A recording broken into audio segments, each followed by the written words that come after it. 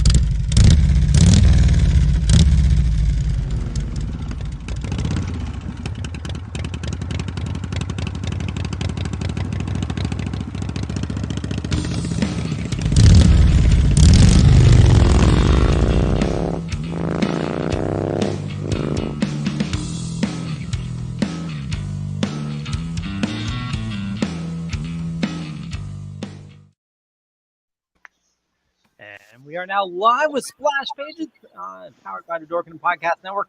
The ad was much shorter than I thought it was going to be. Commercial. Yeah, I know. Deadly Grounds, Tom just sent me that, and actually I'm almost out of coffee, so I need to place an order. Anyway, my name is Leo. I'm the monkey behind the keyboard here. We have an awesome show scheduled for you today. As always, Velvet Joker, how's it going, bud? It's going great. Now I miss the zombie, though. I know. Well, this is, for Mother's Day, it's gotta get coffee for Mama, right? You got to get it when you got to get it. And her hog. And if you're going to get it, apparently you should get it at Deadly Grounds. Hell yeah. But we're here. We're doing StarGirl this evening. And, of course, talk about our usual nerd news. Yeah, a lot of stuff going on. Drew! You're always eating. Don't bother me. I'm still eating. Move on. I'm glad to move on. Jar Jar. I am here. Hello. Trying to center myself. Yeah, great. You change I think that's a lifetime thing, my friend. That's a lifetime thing. So, Drew, you brought a guest. Hold on. Now I must center myself. Well, while you do that, Jar Jar, you change those books out every week, right? I do.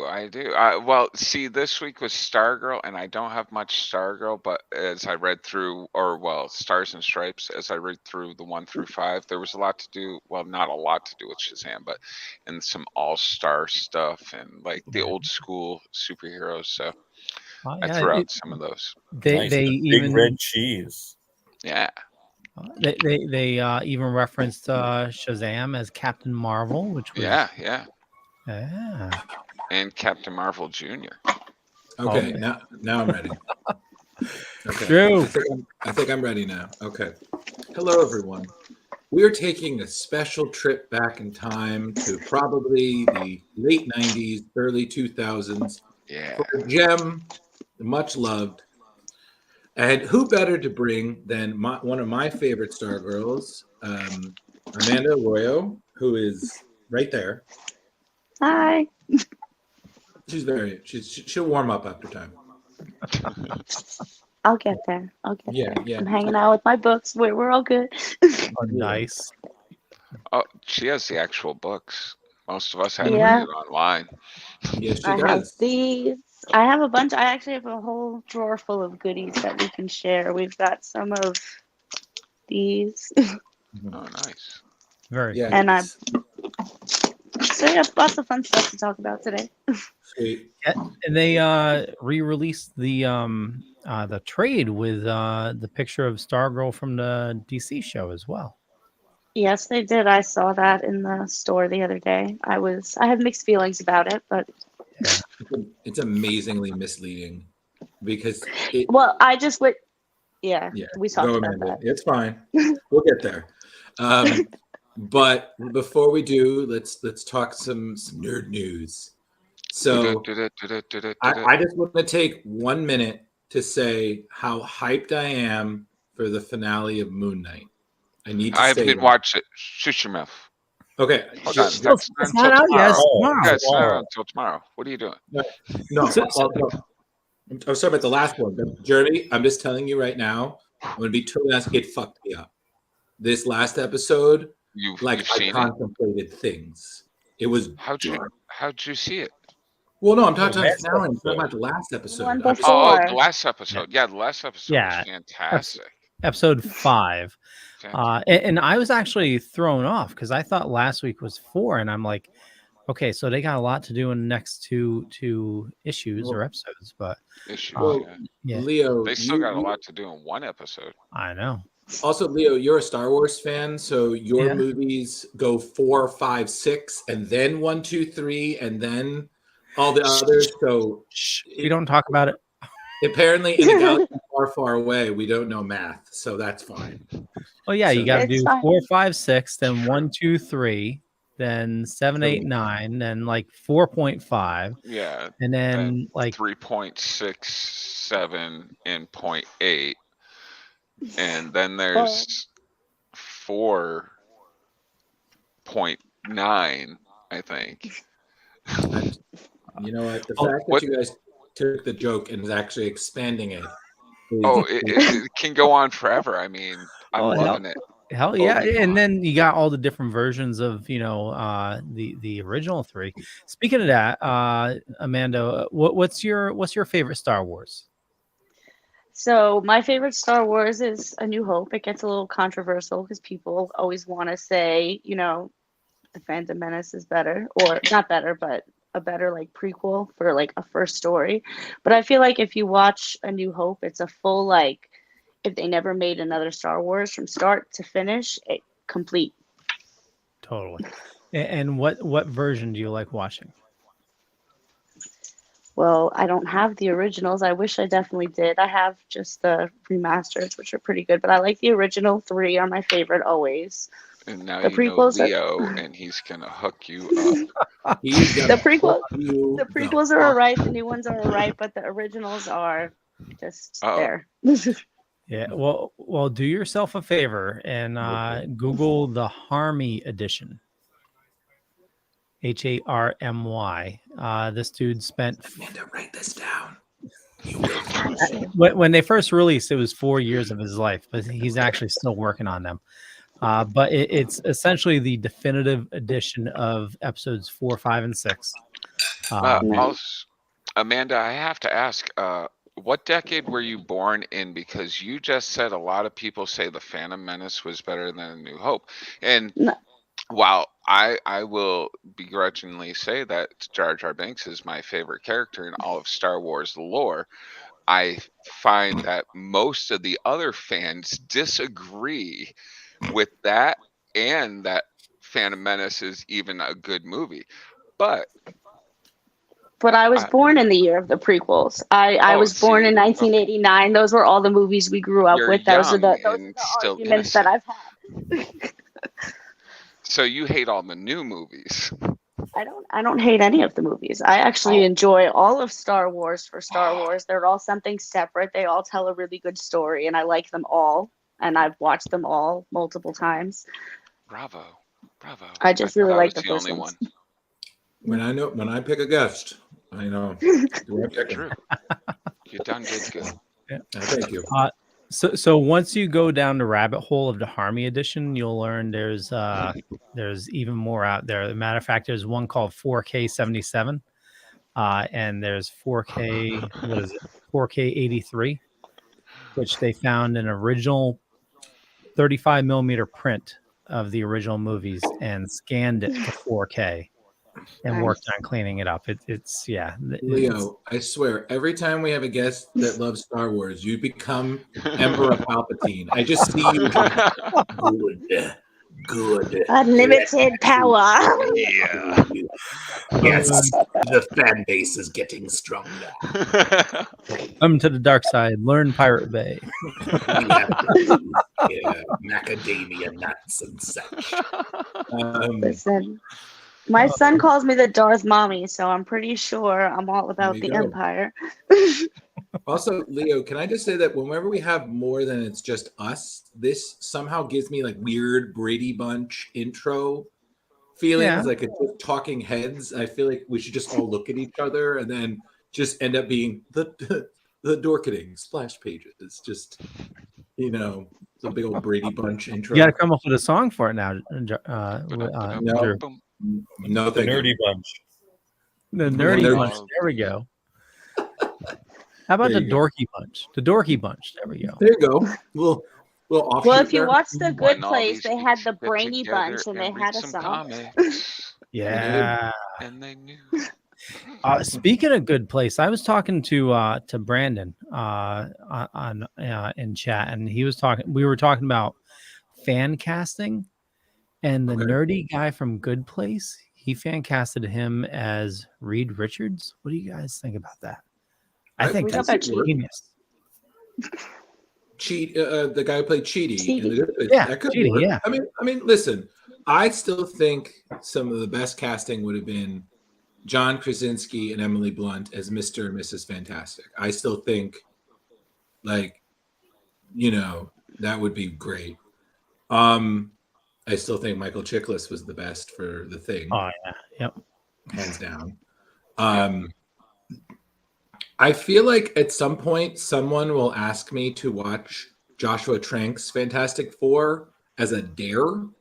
And I would say only if I had 2 of Jeremy's brownies or at least an entire bottle of something strong, because the nerd in me would just start drawing string around my brownies references really that they good, botched. so you can eat a lot.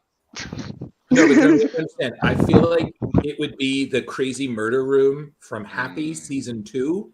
They're just string everywhere, and it's just look around like, this is the best goddamn crazy room I've ever seen. So I made the mistake of watching that before, and oh my god, that was so bad. But who the hell made it? The 90s Fantastic Four movie.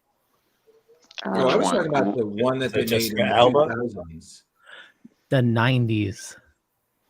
The really cheesy one, Leo? No. That was who the hell was the director? Was that the Corbin?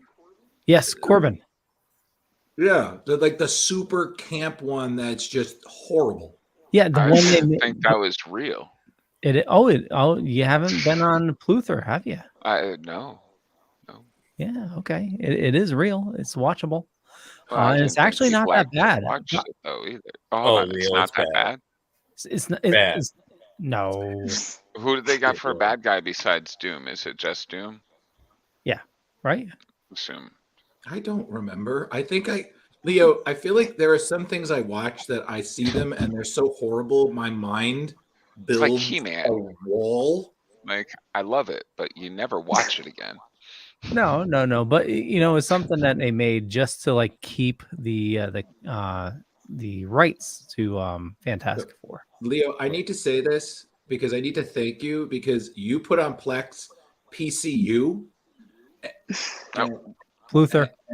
Pluther. You put on Pluther. I'm sorry. You put. I Plex Pluther. I got them mixed up. Yeah, I was confused for a second there. Yeah, on Pluther, you put on PCU, and I damn near lost my mind. I love that movie, And just watching it now, I just keep thinking, wow, this world that they predicted has come true.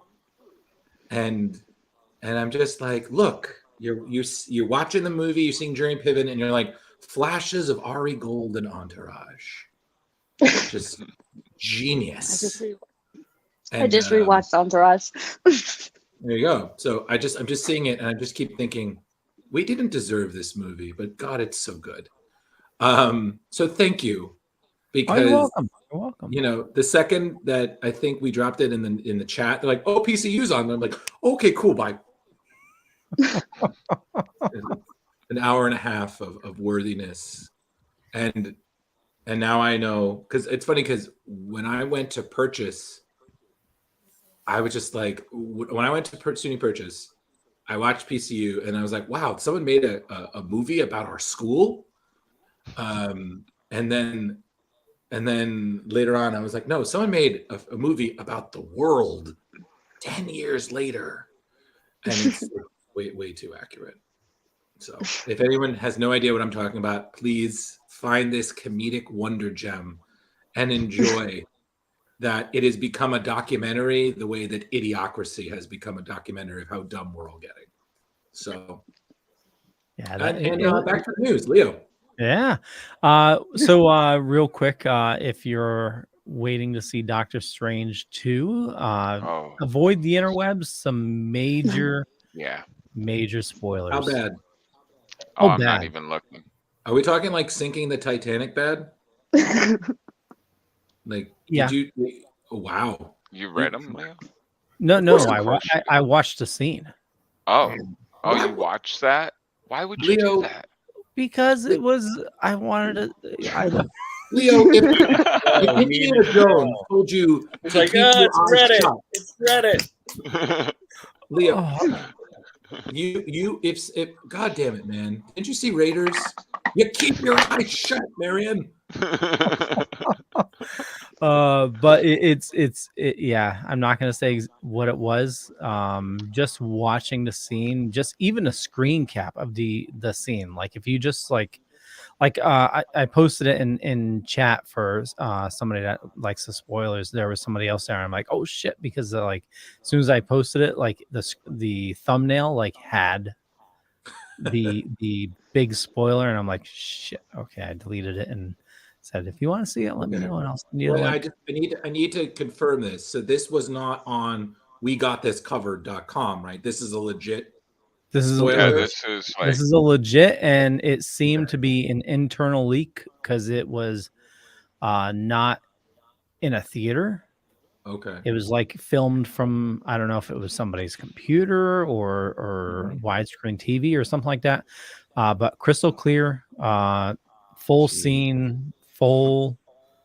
As we know, there's going to be a lot of cameos, so it was like major spoilers of some of the cameos. So can I just ask everybody bets on who Bruce Campbell will be? Because that's who I'm hoping. And I have to say, fingers crossed, since we're dealing with a multiverse, if I see Sam Raimi Mysterio, I'm good. I'm good. I'm done. I'm perfect. I don't care to see him as Ash. No, I saw enough of that in Ash vs. Evil Dead. I want to see Bruce Campbell as Mysterio. That's it. I'll be good. That's me. I don't know if you guys feel the same way, but... Well, let's do a roundtable. What's everybody hoping for in Doctor Strange? That it's good. Boom. That's my extent of my expectations these days. I loved Spider-Man, which was really good because I hadn't liked the two before it, so that was a good jump. Because I didn't like their Mysterio that they really. I wanted the movie magic Mysterio. I don't know. I wanted comic book Mysterio. I wanted it was movie magic. But no, it was kind of like Mandalorian or not Mandalorian. No, that's Mandalorian. Ben Kingsley, friggin'. Oh yeah, how he was the Mandarin and then he wasn't the Mandarin. Yeah. That's how I felt about it. Okay, that's your opinion. That It's just redemption arc happened in Shang-Chi, Jeremy. Yeah, I know. They brought me back. Don't worry. I was like, oh, okay, it makes sense now. Now I'll go back and watch They friggin' Iron Sopranos Man and be you. like, this is good. So they did the Sopranos to you. You were out. They pulled you back in. Oh yeah. It was- What about you, Velvet? What are you wishing that they do in Doctor Strange? Hoping for? I'm trying to go in with no expectations. I want to be surprised.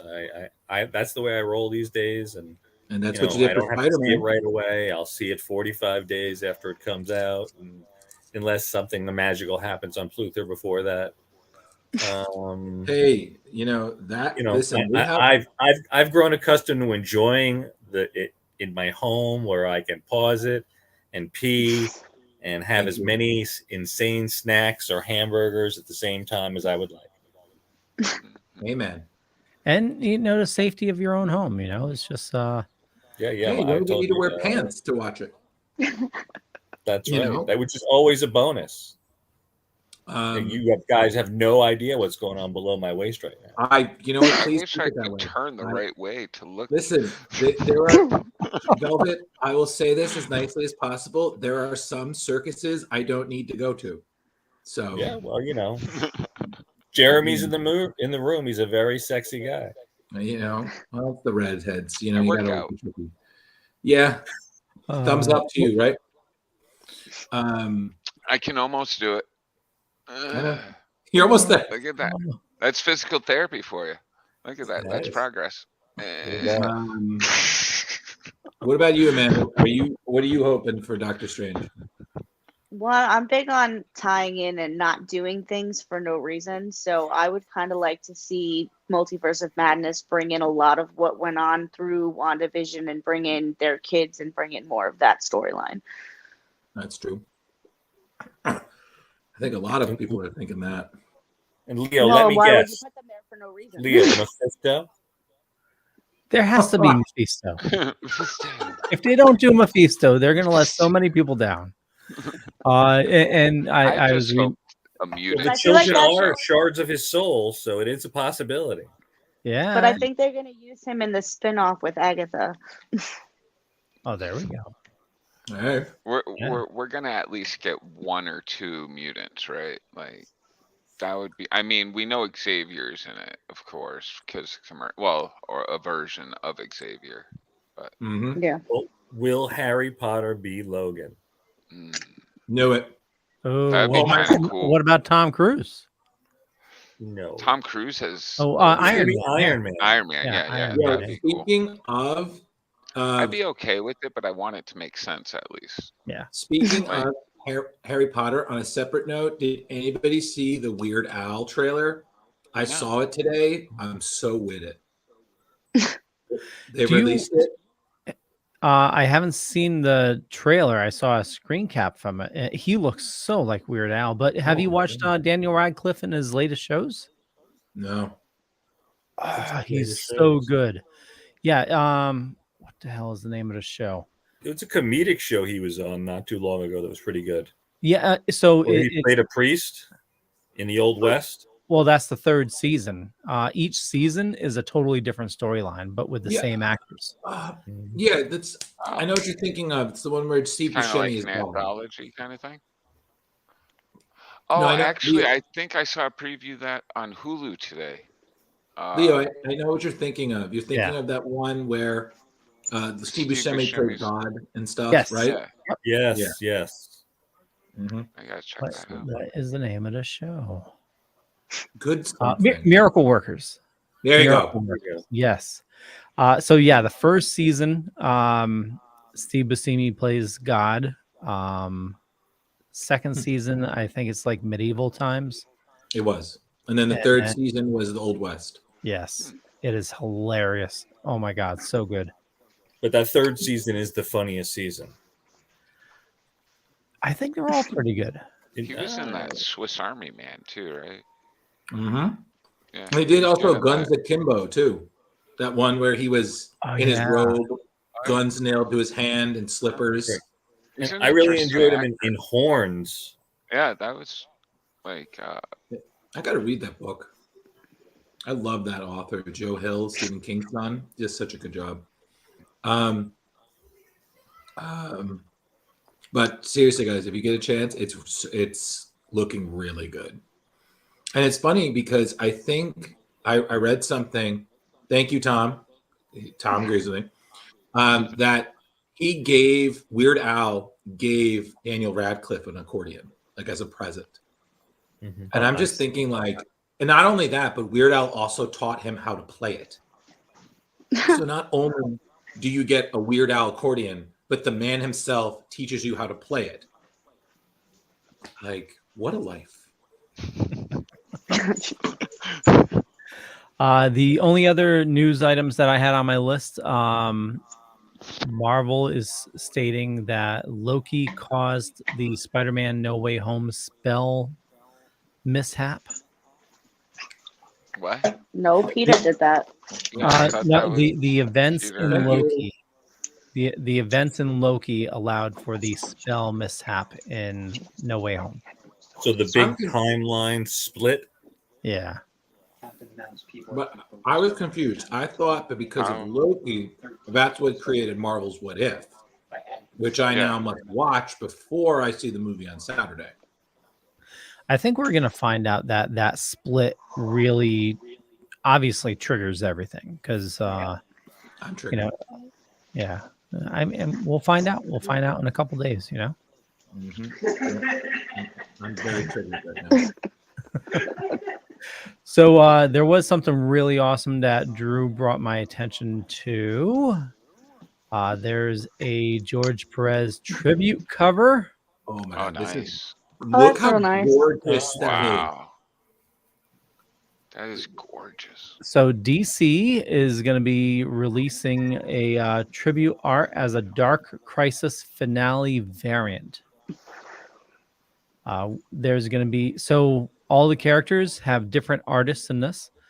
So, for instance, the Monitor and Anti-Monitor is by Jim Lee and Scott Williams. Trigon is Todd McFarlane. The Spectre is Alex Ross.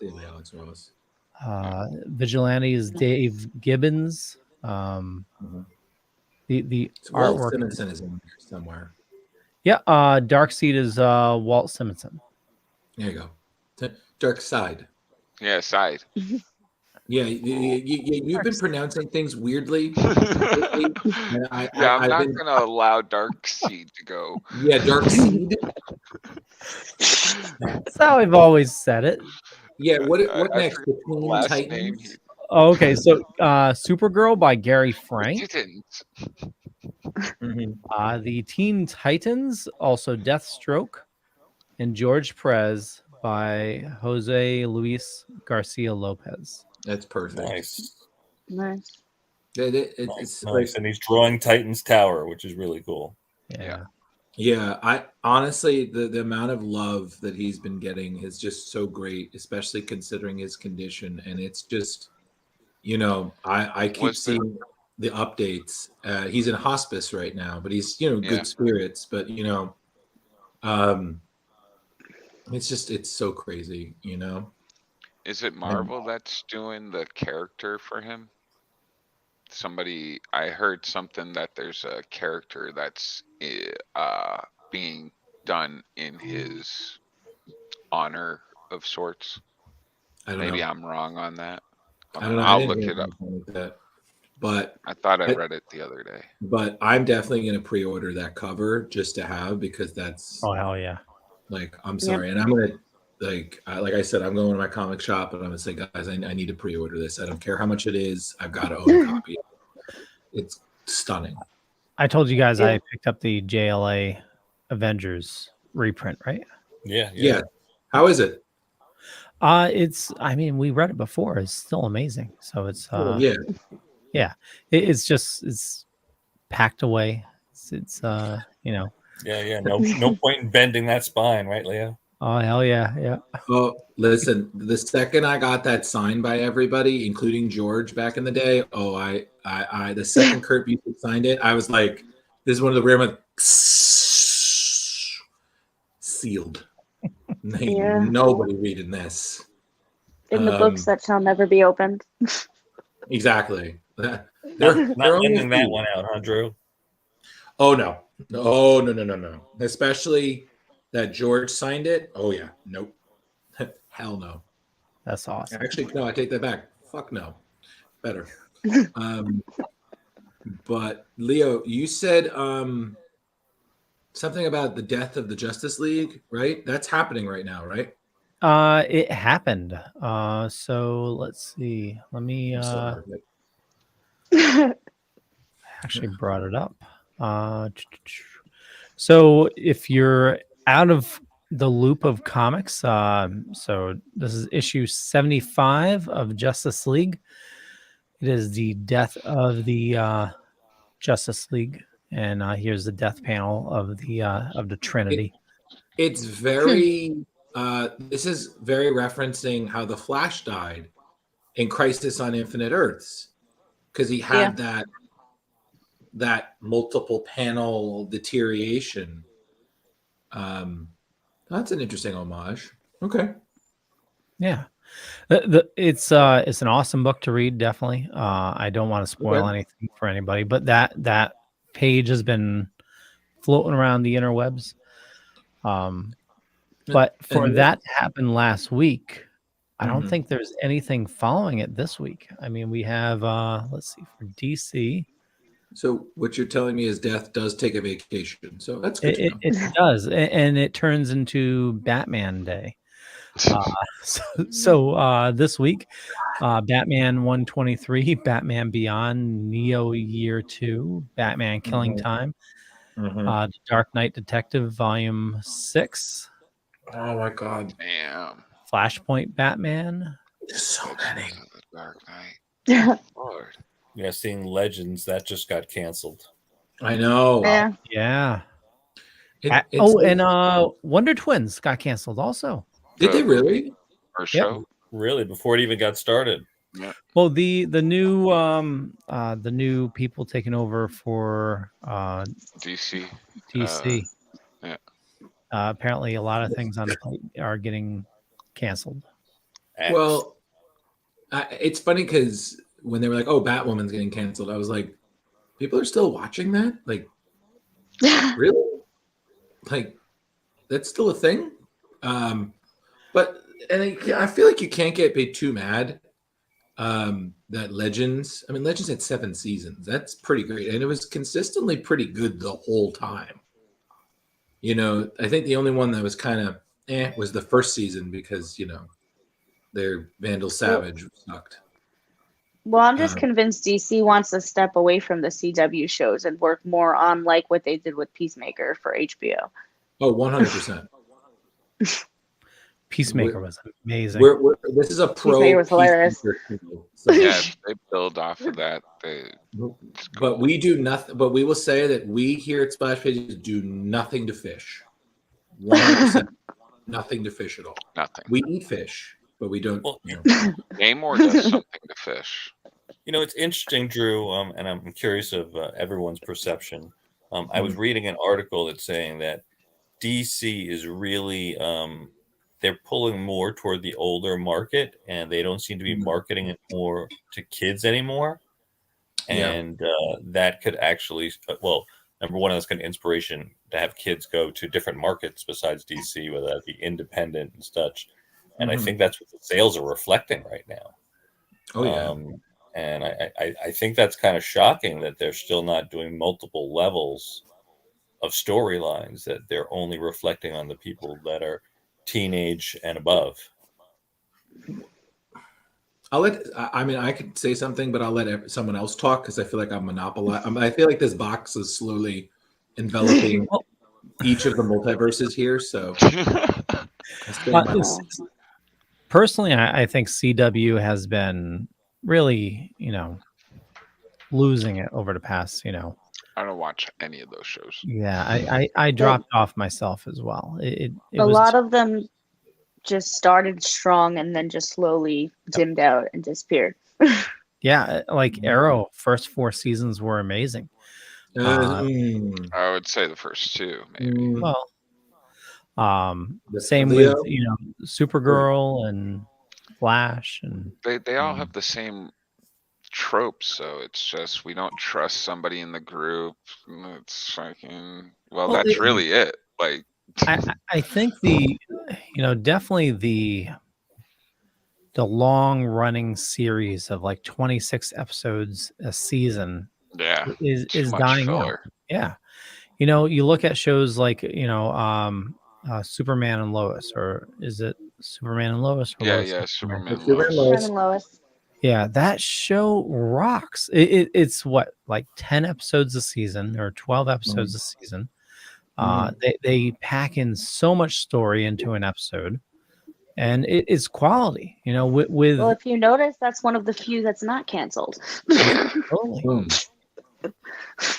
Yeah, it's focus on quality rather than fluff. Yeah. I think it's just what it also comes to is like the shows that embrace the weird are just fundamentally going to keep going. Like, I mean, we're talking weird shows. Doom Patrol just fantastic. completely embraces the absurdity of their characters, and it's amazing. It is the weirdest fucking thing. Watch.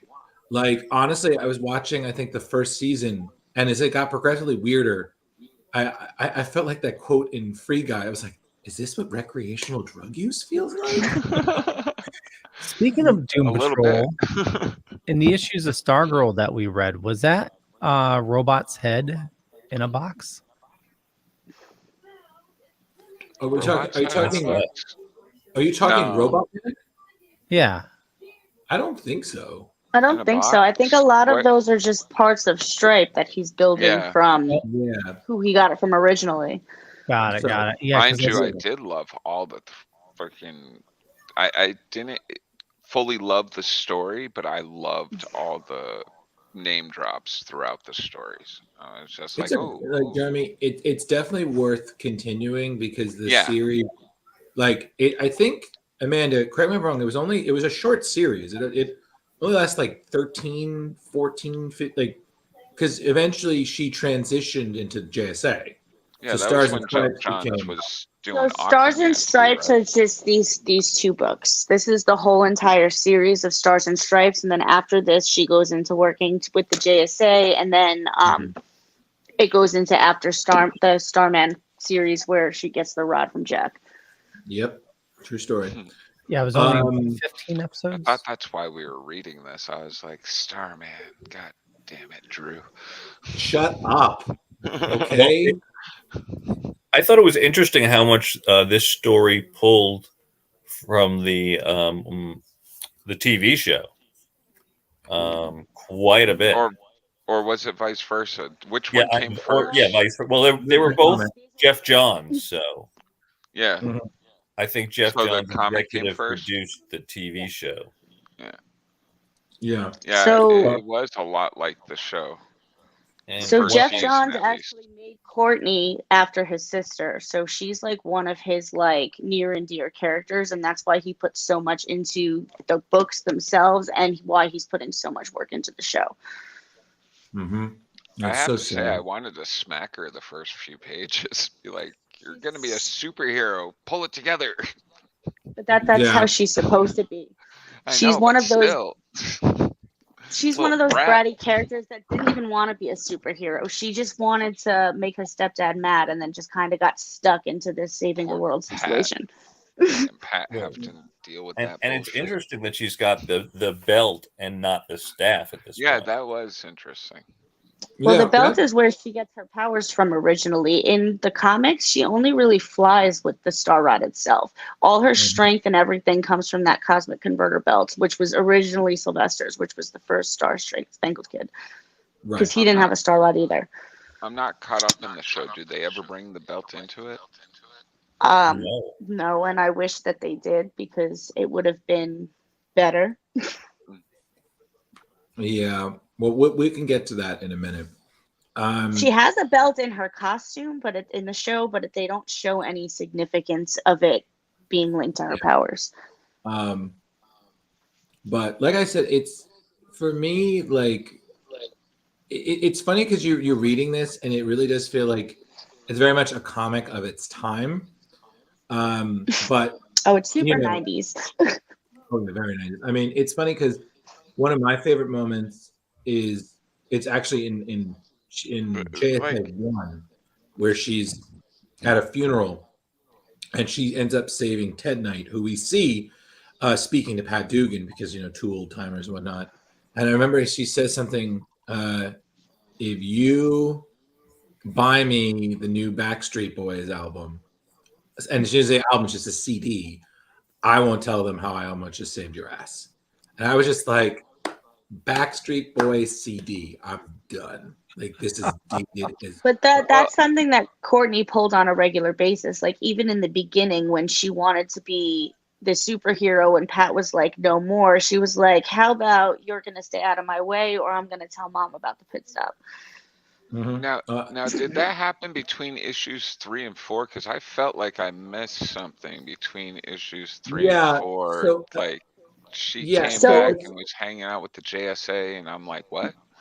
there's a jump that takes place actually in the JSA series that's not in Stars and Stripes. So you have like the first two stories, which is Stars and Stripes and then True Colors, and then you go into a JSA arc that's not in this book, and then it picks up after that. yeah. So that's the one where Jeremy, Courtney, and Jack, because he was still active at that time, end up joining the JSA in trying to stop Mordru, the Dark Lord, from basically eliminating the new Dr. Fate. Okay. They went from the very 90s Dr. Fate with the onk on his face and the super 90s armor back to the classic, aka Hector Hall. So it was, I think it was Hector Hall because Carter Nelson moved on. So, But yeah, yeah. But no, Jeremy, you're not alone. Even rereading this, because it's been a long time, I was just like, God, Courtney, could she be any more dramatic? But then again, her principal also, I'm like, whoa. yeah, Left well, the field principal being a character. robot. well, her principal, the thing about her Oh principal wait, and the hold main on. character is that Superboy right here. He makes he says something. I'm like, oh wow, you can't say that anymore, Superboy. He's dropping like wicked derogatory terms. I'm like, Superboy, take it back. It was the Young Justice era. I mean, look at the costumes, man. You got, you know, we're still wearing the jacket. That's Arrowlet. That's Impulse, right? Right. Yep. There. Like, I was loving all of these characters pop up. I was like, I read all the Impulse. I think I have the whole series. It's a great Yeah, series. no, this was a good little cameo because then eventually they come in later for another arc. So this was like a nice introduction. Like we know you exist, you know we exist. Well, that's what I liked best about this is like you start off and you know she's in the world with all these other heroes. And I'm like, that's good. They should do that with the shows and stuff like that. Well, Like maybe not drop them right in, but name drop them. Yeah. well, that's what kind of made me upset about the StarGirl series because as soon as you saw the series on CW and you saw StarGirl, I'm like, but where's the home of the Kid Flash sign? Yeah. Like that's key. Like Oh the yeah. As soon point, the as I whole saw reason that, I was like, that oh, it even cool. exists is because it's home of the Kid Flash. Otherwise, it'd just be like a blimp on the map. Right. And then it's the same thing. Like me and Amanda have discussed it that we felt that the Star Rod should have came in later, like it did in the comics, because just establishing it there, it's like, okay, cool. It just kind of takes away the building of the character, you But know? not even that.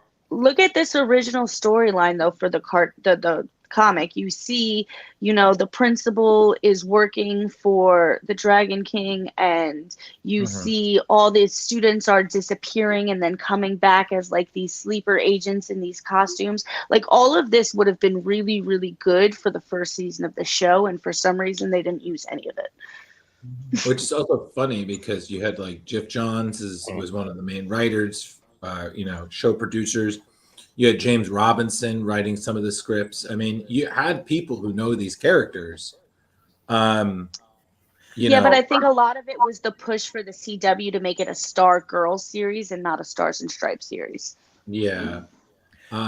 Well, also with DC, we don't know what happened behind the scenes. So as we know, and probably the reason why there's been such a big shake up in there is we know a lot of DC items have been kiboshed or messed up because of higher ups. That the suits get in and say, oh, we need this in it to grab the younger audience or to sell toys or whatnot. Yeah, Right. And this, she doesn't have the stepbrother. His Pat's son apparently is older, and they don't have a good relationship. Yeah. No, they don't. Well, that's also another thing that should have been. It would have been a perfect end of season 1 twist for Pat's son to automatically show up instead of being in the series the whole time. And Because goddamn he it, if isn't. Zachary Levi showed up, oh. Because he's a decent character in the comics, and they kind of just did stupid things with him in the show. And then on top of it, I mean, like I said, I feel like the story really establishes. I didn't like the Solomon Grundy, by the way. Well, it was one version of Solomon. The thing being is Yeah. that every time it's always been something different. And it's funny because later on in Starman, the series, they actually have an issue where they explain that, like the different incarnations. And it's like, again, it was like, to learn that, it was like, wow, that's really cool. That every time he comes back, it's someone different. But they're all dead. Yeah. But I really loved how they used this whole series to bring in the Marvels. Yeah. And then also they would use this to also kind of both be a reminder of what happened to Sylvester Pemberton, who again was a classic golden age hero. Yeah. And then you see and then you also have things like the 7 Soldiers of Victory is name dropped. You meet Dr. Occult. Well, yeah, Dr. Occult. I was like, oh. And then you even have Shiv created here. Yeah. Shiv is one of my favorite villains. She's pretty awesome. Yeah, you would. And the show kind of did Shiv, I feel like, better than they did Courtney. So,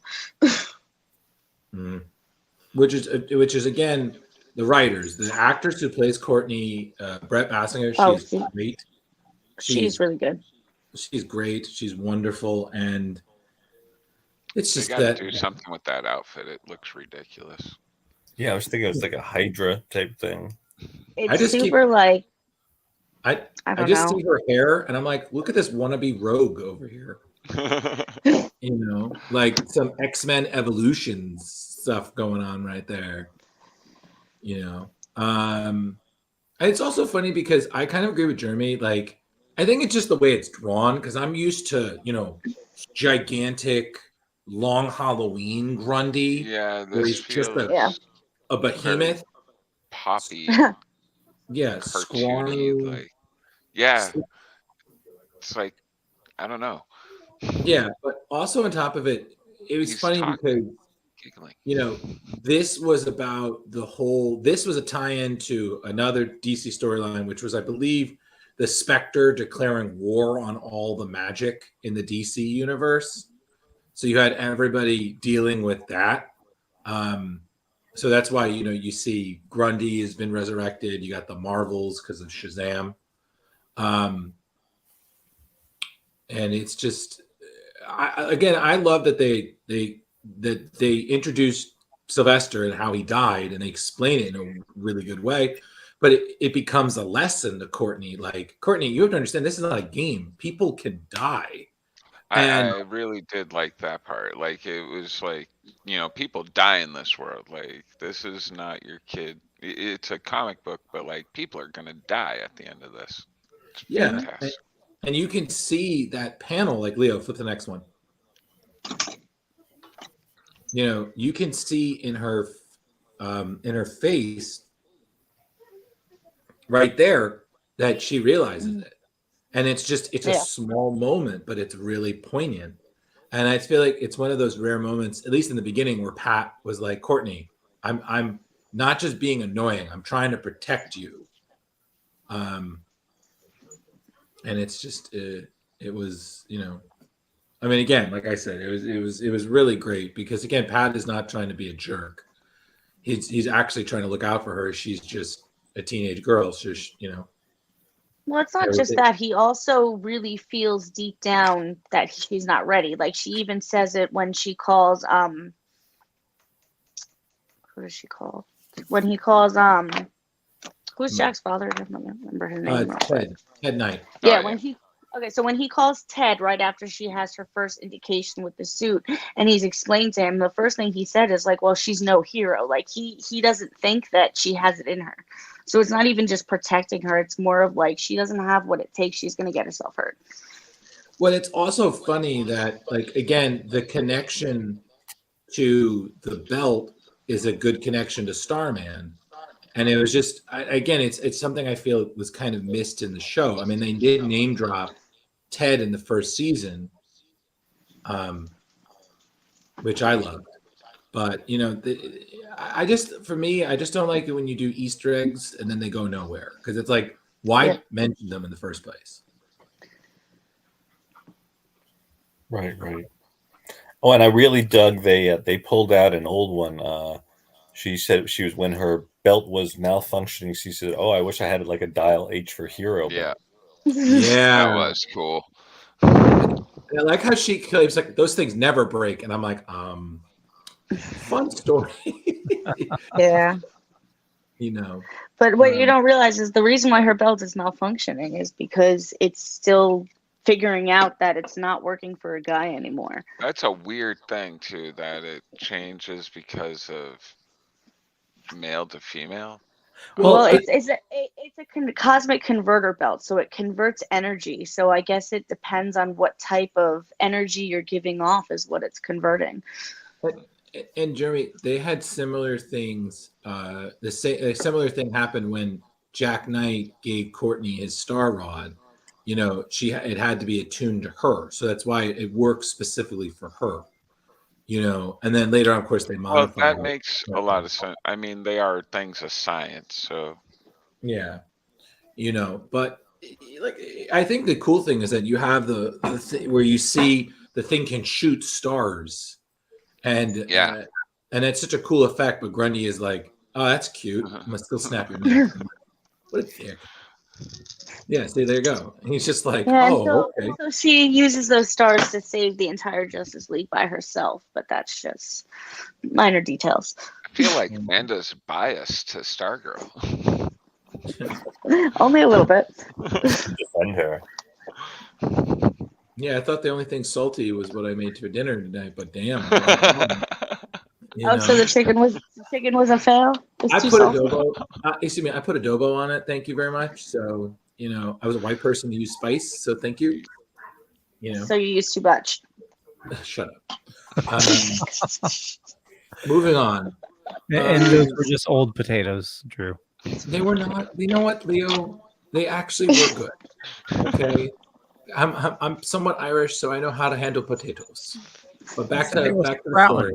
I'm growing potatoes. Little butter, sour cream, touch of chive. Sour cream. I just thought it was also really funny seeing Robin and Superboy and Impulse undercover, and to me, I was just like, and nobody questions it. You know, they're like, oh, these guys, okay, whatever. And then, you know, they're undercover, and then you have the three female characters of the show. They're in the swamp and they hate it, and it's just, again, I think what I liked about this, everything felt real, because sometimes you read comics and they're talking about youth, and it's kind of like when you're watching Home Alone. It's entertaining, but you're like, there's no kid in the world that talks like this. Like, Kevin is a kid, but he's talking like an adult. Like, these kids sound like teenage superheroes. I mean, yeah, their problems are a little bigger than the average superhero, but like, they're still gonna bitch and complain and poke fun at each other and get distracted. I did love this because that's clearly something that the show did with the janitor being Justin. So, you know, I was like, oh, one of the good nods from the show. So there were a couple, just not as much as there should have been. Right. So what was the janitor supposed to be like a cameo of somebody? He's supposed to be from Seven Soldiers of Victory. Yeah, the Sir Justin, the Shining. the Flying Have you Knight. not watched Stargirl? No. I mean in the comic. Yeah, he's the Shining Knight. Okay. He's the Shining Knight, Sir Justin. Spoiler alert. Gotcha. The one with the horse. The one with the Pegasus. So in Stars and Stripes, Sylvester, the original Star Spangled Kid, did a lot of his work instead of in the series where it's with the JSA. He did a lot more with the Seven Soldiers of Victory. Mm-hmm. Like Kid Colt. Well, and it's funny because, like, I can speak for myself. Like, I learned of Courtney through Starman because they're in my quest to acquire every cameo or whatever that Jack Knight was ever in. There was a Stars and Stripes issue 0, which takes place between issue 8 and 9. So unfortunately, we couldn't cover it. Even though I tried so hard, but it would have been really confusing to see it. They do talk about the Seven Soldiers, and they really summarize it. And that was co-written by James Robinson, who did the Starman stuff. And it's, again, what I just love about this thing is that it really is, as Ted talks about, legacy. You know, this is about a new hero carrying the legacy of another character. And I think that in some ways, I think DC might do legacies better than Marvel does. Because I feel like no one really kind of dies in that regard in Marvel. I mean, you have had people pick up where other people left off, but I feel like DC does legacies so well. Yeah. Well, Marvel, nobody really stays dead. It's true.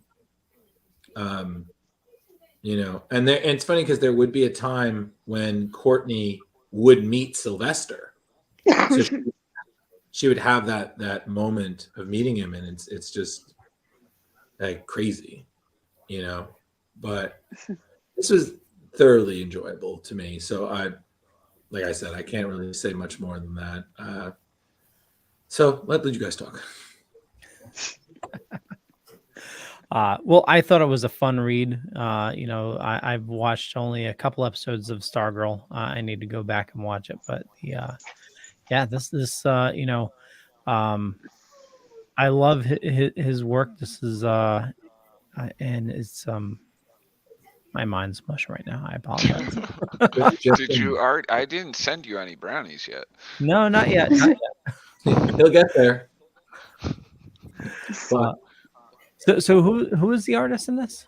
Lee Moder. Yeah, I have to say, very fun. It's very. Yeah, I like it. I just sometimes the style throws me off a little. Like, it's one of those where I enjoy it, but sometimes there are moments that are a little too cartoony. Like, well, I think it's because it's supposed to be such a youthful book. It's supposed to have that cartoony feel because you're supposed to be flipping through it and be like, okay, these are kids. Maybe this is for kids. And then you're like, oh, wait, it's not for kids. And I think it's supposed to give you that kind of vibe. Okay. What do you think, Velvet? I think I'm a little old for the storyline. Like you said, it's very kid, and I mean, the story feels CW oriented. While I found it having more depth than the show, which I think Manda will agree that she seems to concur with that quite a bit.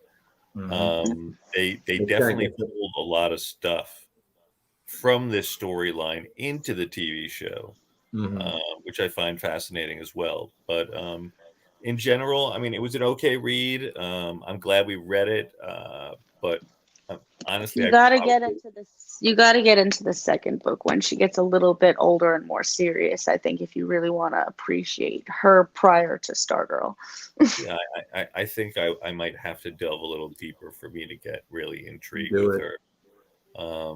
I would agree to that. Amanda, what were you aware of her straight from her inception, or did you catch on later? And at what point did that make you don the costume? So I got into her through her JSA ties. So she does a lot in, like I said, I have the JSA book that this is the first one I got that she appeared in, which is the Next League, which has a whole bunch of stuff. But she did a lot of JSA work already as StarGirl when she already has the Star Rod. And then it just kind of backtracks from there. Okay. And was then it that she was a young female when you were becoming a teenager? Is that what appealed to you, or what made you gravitate toward her? that she's comes from kind of a broken family that, well, a puzzle piece family. Her father, isn't really around, neither is mine. She's got a stepfather figure that I kind of related to because I had kind of that growing up. And a lot of like, I guess the bratty things that she does are things that I could have seen myself doing at her age, and that's kind of why I like her. Okay. Yep. Now, was there I know Legends of Tomorrow covered the JSA at one point. Was there Stargirl in that? Yeah. Yeah, she was played by, hold on, I have. Yeah. Leo, she was in there, but they didn't really do much. She was played by her. Yep. She had the photo ready. Okay. Oh, that's a horrible belt. Yeah. They That's didn't do anything with her belt. They didn't do a lot with her character in the spin-off at all. She was there very briefly. There was maybe like one brief interaction with her and Firestorm that they wound up not even using for the show. That was probably the only good interaction that they had in the filming. She wasn't important to their storyline. And then the Star Rod was just no. Yeah. I think the best introduction to her in live action before the series is probably the Smallville arc. Thank you. Mm-hmm. Yeah, which was written by Geoff Johns, funny enough. Mm-hmm.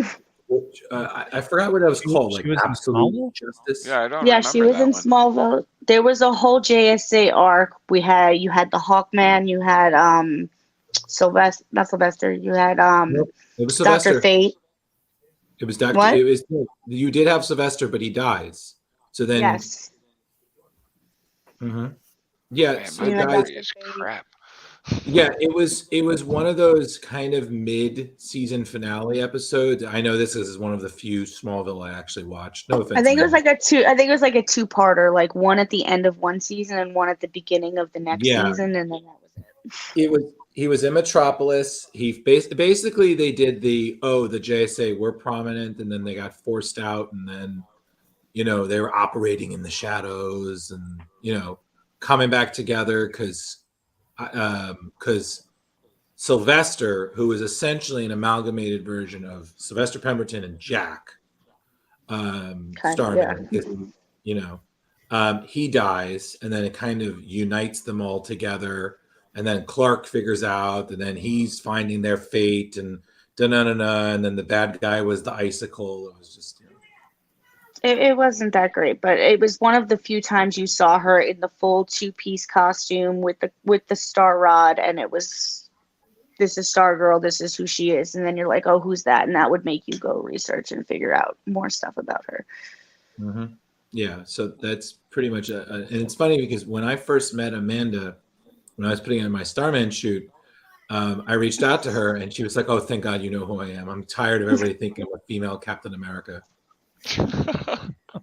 Well, that's because the first NYCC that I wore her to, we were doing a very large JSA meetup, so that we had all of the characters. We had a big group of us, but then when I was by myself and I was just walking around, it was the peak of the Avengers. Everything was about Captain America. I had this big white star in this blue suit, so they were kind of just, and I was just like, I'm gonna ignore you people now. And don't forget, you also had the like really blonde hair too. That was a wig. Yeah, but the point being, Captain America blonde. Yeah. You definitely had the Chris Evans snark too. Like, are you Captain America? Are you an idiot? And it's funny because when I was putting together my Starman shoot, and I saw I don't know if because I had somebody who was going to be Stargirl, and she dropped out, but she recommended, she's like, oh, you should talk to Amanda. She does a really good StarGirl. And I saw Amanda's stuff, and I reached out to her. I was like, hi, I'm putting together this shoot. I would really love if you'd be involved. Are you interested? And Amanda was like, I don't know this dude, but I'm down to get some leeway out of Courtney. And we did the group, and I think I didn't know you, but I was already going to the con, and I knew like 4 other people in the group. So I was like, okay, this is a safe idea. Yeah, exactly. So, we all met together, and then we were standing in line to meet James. And because I was a generous soul, I was on 3 hours of sleep. I didn't have anything to eat because I was so excited. I had bought everybody comics of their character from the Starman series for James to sign as a nice thank you for believing in my vision and putting up with my insane crap. It's going to get worse. And Amanda got her signed, and she was flabbergasted because James really loved that she was StarGirl. And she got it signed and highlight of a day, and she unfortunately misplaced the issue. And she was very upset. She was heartbroken because she was like, oh my God, this really cool thing happened. And so on. And she did this thing. And Amanda, I'm sorry I'm telling your story while you're here. So you're good. It's okay. She reached out to James and kind of talked and and whatnot. And he had a copy of the issue that he had a copy of the issue on hand, and he signed it for her. And he mailed it to her personally. No, mailed it. Huh. Yeah, he sent me a new one. Nice. He sent her a new one. And it was just it was just one of the coolest things. So I've always told anybody, James is one of those comic book people that he's worth meeting. Well, one of my favorite pictures still is the picture of me and you walking up to the table, and he's pointing like... He's just pointing at us like, you, and it's just both of us, and I'm kind of looking at her like, it's okay. I know him. You can think. Rich, you literally kind of are giving me like some watching Obi-Wan vibes this entire time. You're just sitting there against the brick wall, with your hat on, like, look at these young enthusiastic taking it all in. Yeah, it's interesting. I don't know. I'm not super versed on StarGirl, and I'm just taking it all in. I know. I'm just saying, it's just funny because you just like, yeah, cool, man. It's all good. I'm gonna start my shift later, cab style soon. Absolutely. Yeah. Waiting for your cameo in Moon Knight. Oh yeah, hey, Jake. Right, Jake Loxley. Right. It's funny. I saw this fan theory that some people claim we've already seen Jake. That during one of his Harrow Mind episodes, one of his they tried claiming one of his scenes, his accent changed, and some people tried claiming like it was the one where he almost stabs him with the award.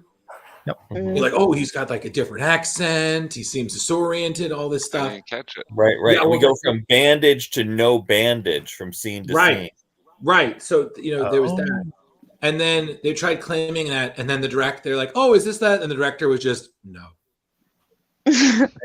So it could be a misdirect, because it wouldn't be the first time they said, oh, that thing's not happening. You see the thing that's clearly happening. You lie. What was bouncing around in that crypt, though? I know. Yeah. It's got to be him. And now I have a theory. It's either him or the most unexpected thing. His third consciousness is a little girl. Now that was a thing in some Moon Knight comics, that one of his consciousness was a child, and in that it was like a redheaded girl. It was in the ultimate version of him. So I would be like, wow, okay, this is interesting. But Rich, a lot of people have been mentioning that Moon Knight is Marvel's first Jewish superhero. Yes. So I mean, you know, he had the Shiva and he had the yarmulke on his head. I was like, okay, subtle. Yeah. Nice. First one in the MCU. Right. Right, because what year did that first Moon Knight series start? 81. He's like 80, 81. Yeah. Now, is that before Contest of Champions? Because in Contest of Champions, we had Sabra. Ooh. I don't remember. I think that was the one from what we read. That was the first, and then I think Contest of Champions happened after. Okay. I think my brain is like reviewing the timeline, and I'm just like, I'm no good with.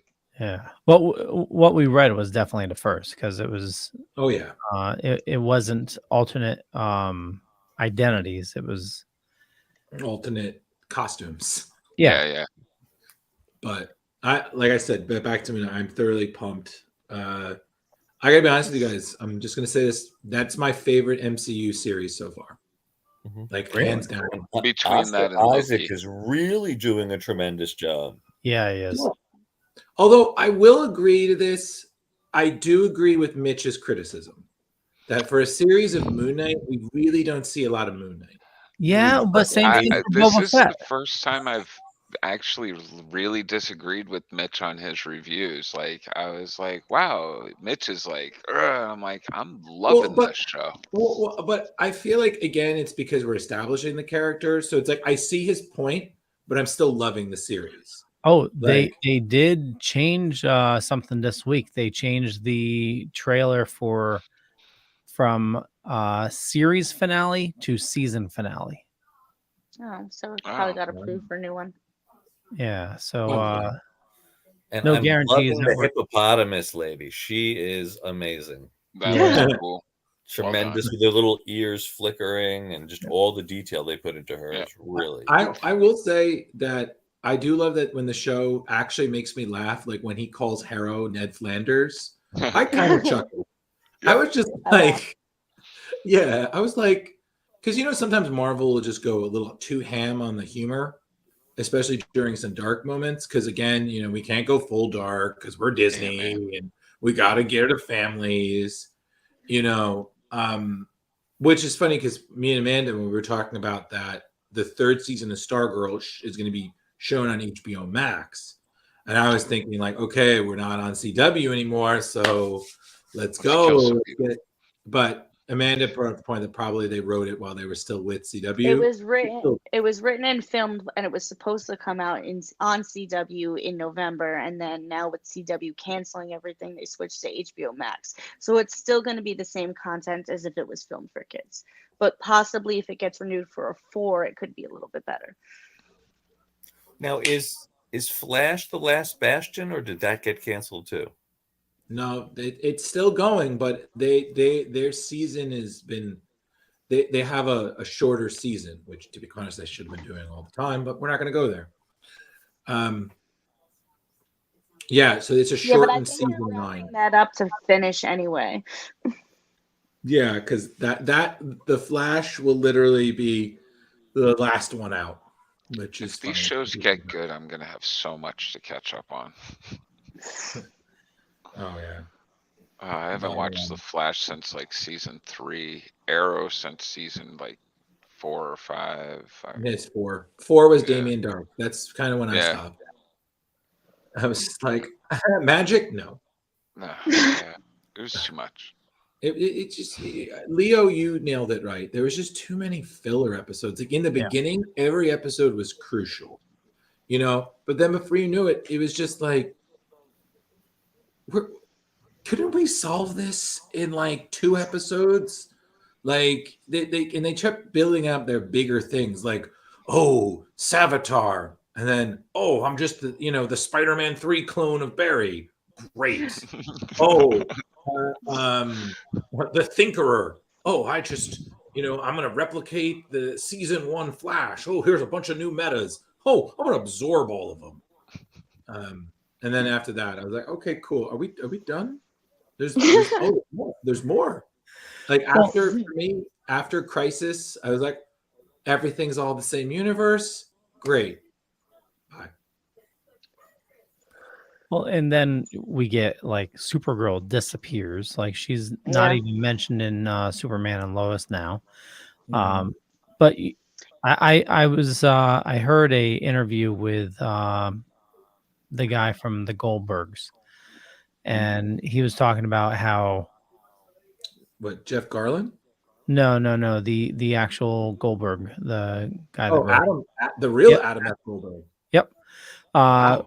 Where he was talking about how his show is essentially like the last of the long seasons, because those shows were made for syndication, Mhm. and we're getting to the point where there's no syndication anymore, Yeah. no cable, no it's Yeah, everything's put onto a platform and just run forever. yeah. Yeah, but I'm gonna say sadly, I do feel the Goldberg should end soon. I love that show. I I heard- stopped watching. Isn't Hmm. what's his name off of it now? Like Yeah, Jeff Garland's out. yeah, he completely like kind of like Well, called in on the last season and stuff. No, well, no, yeah. Leo, yeah, you take this one. yeah. He was booted. There was some allegations against him. Yeah, yeah. Yeah, Improper conduct. yeah, they essentially just booted him from the show. Just used some B-roll to fill him in for some episodes. There was even one episode where it was obviously a stand-in. It was Yeah, the There's wedding, one. I think it was. But yeah, good times. Death of television, kids. Yeah. Yeah. And hey, we have kind of sad news this week as Oh, well. yeah. guys, Yeah, that we got forgot to to bring that up. We had Neal the Adams. untimely. Well, I don't know about untimely because he was 80 years old, but He did not like every time I saw him, he looked way younger than that. Yeah. I'm kind of shocked. Neal Adams, the most famous for his Batman work and in fighting for the rights of the original Superman creators, Schuster and Siegel. Schwartz. And, it's definitely a blow. Yeah, look at all those beautiful covers that he did. He was an amazing artist. And I experienced him many times at Terrificon and a couple other cons. And it's interesting. They would say he had so many tables, they would call it a battleship. Yep.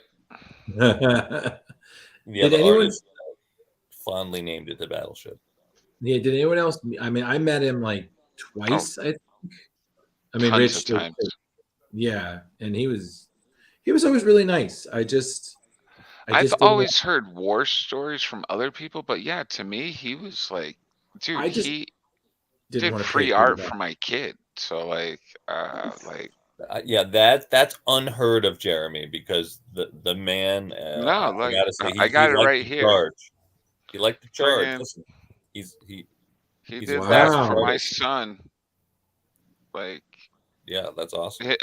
He started drawing it, and I went to be like, I don't have the money for that, and he was like, chill out. I was like, okay. And wow, look at that. That's a gem, man. Because I got one autograph from him, and it was like, at the time, it was like $25. And then I saw it was like 30, maybe more if it was graded. And I was just like, I'm good. When I first started going to see him about 10 years ago, it was like $5. It gradually went up $5 each year from that point. But I gladly paid every time too. And it's funny because Rich, we of course, and Amanda, we all know somebody who's a big Green Arrow fan, who he has his boxing glove signed by everybody, including Neal Adams, Neal. All of them, and I remember because I think I found out through because I'm on the Dorkening chat, so somebody posted it, and I was like, God damn it, another one. I was like, 80's not a bad run, but that's still, come on. But I was just like, oh man, Denny O'Neil. And then the I will say, well, the one person who's been posting the best tributes, Walt Simonson. If you guys haven't read, he's been posting some great stories. And like I said, everybody has good stories. Everyone has bad stories. You know, if the most that you can say about the guy is that he charged a little too much for his John Hancock, I mean, there are worse people at cons. Oh yeah. Oh yeah. People still gotta eat. Yeah, totally. I mean, you know, he wasn't working anymore, so it's, you know, the cons is where you make your Well, it's a money. lot of people that do the cons. They're not doing it just for like that's mostly how they stretch out their career so they can retire. Exactly. Pretty much. And that's the thing, you know, it's a business. You know, you got to kind of make back what you spend on the table. I mean, Mitch isn't giving those tables for free. He's not. I mean, I would love to see him at Mohegan Sun. Just, hey, you want a table? You want a table? You just see him, hat on, maniac energy. It's like an Oprah Winfrey of con tables. You get a table. You get a table. You get a table. Welcome to Terrific Con. Like, I'm gonna go But do also, everything. and I'm not also, making they any don't money even book this all year. of them themselves. There's a lot of times where they have their own people or their own coordinators that make rules for them. I remember one time when I met Michael Rooker at a con, we had to take a picture like in the corner where his like people couldn't see, otherwise he'd have to charge for it because that's in his contract. Yeah. Oh my God, I remember that. I was at Atlantic City Boardwalk Con. My friend Sarah Yep. just saw him just chilling, and she just walked up. I was like, "Can I get a photo with you?" And he just, bam. He was just. He was doing everybody that con as long as his people didn't see and the guy that like made him charge for people wasn't watching, he would just take a picture with you.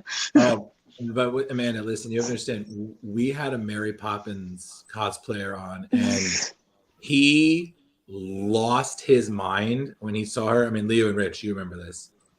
He. Oh my God, she showed us the video. He was Mary Poppins, y'all, that night. It was I believe it. I it believe was it. real. But I was dressed as Rock at that con, and he called me over from across the floor. there you go. Yeah, you were adorable little raccoon there. Eyes and everything. You were Robert Pattinson before he put on the mask. But I will say this though, Amanda, I do hope that one day you get to meet Geoff Johns and tell him how much I get to meet him. I said it because I've entered the raffle anytime I was in Comic-Con, and one of them was to get Geoff Johns autograph. I told Amanda that I valued our friendship that much that if I had won it, I would have given that to her. We tried. Like I dressed as Stargirl that con on purpose, just in case I just happened to see him there.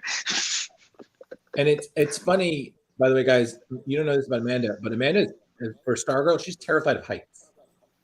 Absolutely terrified of heights. But we have this tradition that we always take photos, and she sits on my shoulder, and we do a photo, and she's holding the star rod, and it's beautiful. And I you know, but the first time we did it, she was like, "No, I'm absolutely not. I'm terrified of heights. Like, you're gonna drop me. You're very tall." You know, and I had learned how to do this from Rich, from Mike Burns, who is the master Superman. of the shoulder sit, Mm-hmm. as you've seen at many cons. And he showed me how to do it. And I was like, I promise you I won't drop you. She said, if you drop me, I'll fucking kill you. She was just like, the Staten Island came out. She was like, I will fucking kill you. Like, and I didn't, but the entire time, like if I moved an iota, like her hand would just clamp on my head, got my goggles on. So then that would, Yeah, like don't drop and me. my goggles would slide forward. And I'm like, and now we're both done because I can't fucking see. But we did get it to the point by the last con you were able to walk around the con floor with me on your shoulder as long as Kevin made sure I didn't fall. Yeah, there's trust now. That I won't kill you, but I will definitely punch you somewhere sensitive now. Right Like, now, Drew, you just dropped. Now, Mandy, you live in Staten Island. Not anymore, but I did. You grew up there. Yep. All right. So Pete Davidson or Colin Jost? I don't know. See, I really like Pete just because he's very the way I grew up. Like if you ever watched his movie, The King of Staten Island, and you've Yeah, I've seen watched the that. character, so you watch the character like him and his friends, like that's how I grew up. That's what I used to do. That's how I spent my weekends. Like that was my life. Okay. You were So tattooing minors at a beach? I Yes. wasn't tattooing minors. I was the minor getting tattooed. I have so many jailwork ink. Dear God. Okay. Dear God. I did not know. All right. Like that literally like that's Staten Island, like that's the lifestyle. Like it was a very true to like growing up there story. I gotcha. Cool. Yeah, now she's in Arizona, everybody, where it's permanently 88 degrees every day. Listen, it's still sunny by me. Do you see this? The sun, it's still out. It's not dark here yet. Well, you're in a different time zone. She's 3 Yeah. hours behind. Isn't some parts of Arizona they don't obey the Yeah, they don't do daylight the. saving? The whole state. The whole state. The That's whole awesome. state. So we switch time zones. So in the summer we're on Pacific Standard Time, and in the winter we're on Mountain Standard Time. Oh, okay, so you do still do like a time switch. Well, our time stays the same all year. Just the hour difference between us and New York changes. So right now we're 3 hours behind, but once you do your daylight savings time, you'll go to 2. Gotcha. I We're still getting don't rid get of it. it one day. Yeah, I hopefully. still don't get it. One day. Yeah. Well, I heard everybody's getting rid of daylight savings time, and then you'll all be like Arizona. Fingers crossed. What do you Never. think, Leo? Are we crowbarring this? Yeah, we need to do that. So we give Crowbar. crowbars. Rate Out of, Crowbar, stars, Wham. whatever. yep, out of 5. So we will let our special guest go first. What would you give this book out of 5? Out of 5 for StarGirl. So I'd probably give this one like a 4 out of 5 because, like I said, you got to go for the 5 out of 5 for the later issues. Okay, that's fair. Okay. Drew. You know, I'm going to go with the same as my guest, not just because she's my friend, but I think that's a fair assessment. It's a strong start, but as the series goes on and you really see Courtney develop from brat to brave new hero, you really start to connect more with her. And plus, she gets along with Pat better. I mean, it's not perfect, but it's better. It's more of a work together relationship than a I hate you kind of thing. It's good. Basically. So 4 crowbars. 4 crowbars. I'm going to give this 3.85 myself. Very close to 4. It was, but it was a fun read, you know, and the artwork was it was very cartoony. So I mean that you can either love it or hate it, but I enjoyed it. Yeah, it was a good read. Velvet. Yeah, I'm gonna go with the 3.75 crowbars. Again, a fun read, but I want more. So perhaps I'm gonna have to take Manda's advice and delve a little deeper into the series. Get more. All right, Jar Jar. Jeremy, what do you think? I'm gonna hit it with the lowest and be a 3. I began to enjoy it more towards the end of the story for the name drops and stuff, but it was maybe I'm on the level where I need to read more, but it wasn't. What? Keep reading. Keep reading. But yeah, I have to say I appreciate getting more of the comic knowledge because it's not something I normally would read. So it was definitely good to get a lot of these older characters too that are in it are great to hear about, and Shazam's in it, and that was great. So I picked this book this week, and it's actually because I was looking for a Geoff Johns book, and I've never read this, so I figured this seemed like a good add to the list here. Yeah, Totally. absolutely. Okay. Cool. I'm trying to stay away from Superman and Batman, like you asked. Should've went Aquaman. Correction. That's what our clown friend asked. Okay, you can still enjoy it. So it was a flip between either this or his Aquaman run, or Capes. Capes is good. That would be cool. You know what also would be a good, not Batman, but Batman-centric thing? If we did something from Gotham Central. That's a great book. If you like detective stories, that... Gotham After Dark was pretty good too. I will Gotham at Midnight or something. I will also say this. I've been reading Batman Nightfall finally. Dear God, that's a slow read. I should let you use the CD. It's a lot better when you have to listen to it. Yeah, because because I'm not gonna lie, like I'm reading it and I kind of hear Velvet's criticism, like we just need a little less Batman. And I'm reading, I'm like, yeah, I wouldn't recommend us reading this. I mean, it's good, but there's just so much like I don't care.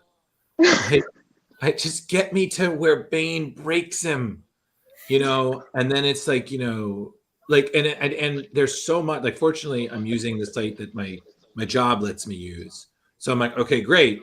Everything's there. So I'm like, okay, I'm going to read all of it. And I'm just reading it. And I think I'm up to the point where Azrael shows up with his suit and beats Bane. And I'm just seeing this thing. And I'm like, this is so 90s, it hurts. Like, it's pointy. There's like a billion pockets on this thing. The cape, he's got the gravel voice, he's got claws, he's shooting things. Like, I half expected Spawn to pop up and be like, hey, how you doing? Some Rob Liefeld Violator. Shit. Yeah, exactly. Like, I'm just reading this and I'm just thinking like Bruce, please, for the love of God, get your back fixed. Like so we can, like, and it, don't get me wrong, it's not bad. It's just like there are so many books. And like, oh, this took place over a 6-month period. I'm like, okay, but I don't need to know every week. Like, and then you got the prelude you need to read as well. Yeah. Oh, yeah, I've read the prelude. Okay. That drove me nuts. Like, Leo, I'm a completionist. I'm seeing all of it. And I'm just thinking, this is on the, I'm not recommending we read this. Okay. Like, well, so I have a question. So I still need to get you all a list of some picks, and I think I've come across some good books that are not Batman, Superman. But one thing, have you all read Secret Origin? Superman Secret Origin? No. Whoa, wait. Is that is that the one where Superman is like in the real world? Stuart Immonen did it? Gary Frank. Is that an Elseworld? It might be an Elseworld. Oh, because I know there's. Oh, you know what? I'm sorry, Leo. I'm thinking Geoff Johns and Gary Frank. Leo, I'm thinking Secret Identity. There was an Elseworld. Yep. That was it. My bad. Sorry. Cross the lines. I think I'm going to add that. It's very Christopher Reeve-ish. Very good read. Okay. I know we're getting ahead of things, but still. Okay. Yeah. Well, I will say this, Amanda. Thanks for taking the time to join us. We really appreciate it. Thanks for the invite. Nice chatting with you. Thank you. So I know we have your information in show notes, but Amanda, where do you like people interacting with you on social media? Well, mostly anything comic or cosplay related is on Instagram. So that's that Manda The Martian link that you guys left. Sounds good. Jar. Comic book lovers, buy, sell, trade auction on Facebook. Come in, buy, sell, or trade some comics. Awesome. Drew. Don't film me. I'm on Facebook, barely. I'm on Instagram, Ghostbusterman 1984. You'll hear it again, don't worry. I do a lot of stuff with Screen Rant. I do things here. I'm generally tired, as you can tell. You got a lot going on, and there's only one of me so far. Just make sure there's no fly in the chamber. So you know what, Leo? That don't you put that on me, Ricky Bobby. Don't you put that on me. Velvet. Well, What up, peoples? Here we are every Tuesday night here on the Splash Pages is where you can find me. The award-winning Splash Pages, no less. You can find me on the gram, Velvet Joker 2021 for the good stuff, and for the bad stuff, you got to go to Ghostbuster Man 1984. You son of a bitch. Yeah, I am. It's true. It's true. I have this reputation. I can be a son of a bitch. We love you regardless. And for me, just Google Leo Pont and you find a bunch of stuff. Could be true, could be not. I'm not going to say which Totally is true. But I run a little thing called the Dorkening Podcast Network. We got a ton of shows on the network, a lot of awesome people doing a lot of awesome stuff, including these fine gentlemen here. Amanda, thank you so much for joining us this evening. And thanks again. Bye. Peace out. Good night.